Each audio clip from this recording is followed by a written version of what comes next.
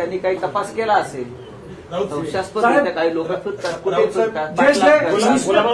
तुम्हीच माणसं पाठवलं होते की त्याचं उत्तर तर तुम्हाला द्या. नाही, गुलाबराव पाटलांना काय वाटतं त्याच्यावरती राज्य चालत नाही, बरं का. आणि पोलिसांना आम्ही नव्हतो बोलवलं, पोलीस स्वतः आले असते. निष्ठावान जे शिवसैनिक आहेत म्हणजे अब्दुल सत्तार, केसरकर किंवा यांना मंत्रिपद दिलं गेलं नाही. निष्ठावान शिवसैनिक तुम्ही त्याला निष्ठावान कसं काय म्हणता? मग शिवसेना त्यांची ना कशी काय ते म्हणतात ना शिवसेना. ते काही म्हणतील, ते उद्या म्हणतील की मोदी आमचा, भाजप आमचा, ते काही म्हणू शकतात. ते बिघडलेले लोक आहेत सगळे. बघा, मुळात ते गद्दार आहे, यांना निष्ठावान तुम्ही कसं काय म्हणता? हे बेईमान लोक आहेत. मूळ शिवसेना पक्ष सोडून स्वार्थासाठी जे गेले ते निष्ठावान कसे? अमित शहा, नरेंद्र मोदी आणि निवडणूक आयोगाने त्यांच्या ताब्यामध्ये पक्ष दिला असेल. ही लांडी लवाडीच आहे ना. मग कायद्यानेच दिला ना त्यांना. या देशात कायद्याचं राज्य चालू आहे का? तुम्ही कायद्याला मानता की नाही? या देशामध्ये न्यायालय, निवडणूक आयोग, राज्यघटना जर मानली असती तर हा देश खूप पुढे गेला असता.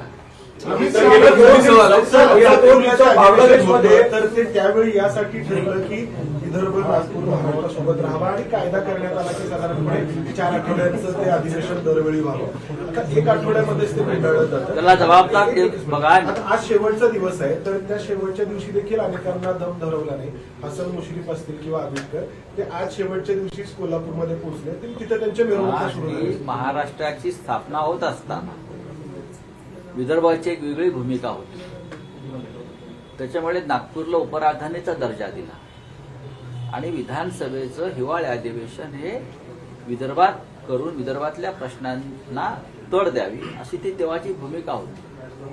आता अधिवेशने गुंडाळली जातात 4 दिवसात, 5 दिवसात, 8 दिवसात. आता मुख्यमंत्री विदर्भाचेच आहेत ना. मुख्यमंत्री विदर्भाचे आहेत, त्यांची जबाबदारी आहे. अधिवेशन पूर्ण काळ चालवणं, 1 महिना चालवणं, 4 आठवडे चालवणं ही जबाबदारी कोणाची आहे? जे कालपर्यंत स्वतंत्र विदर्भ मागत होते, आमच्यावरती अन्याय होतो म्हणून, तेच हे लोक आहेत, तेच मुख्यमंत्री आहेत.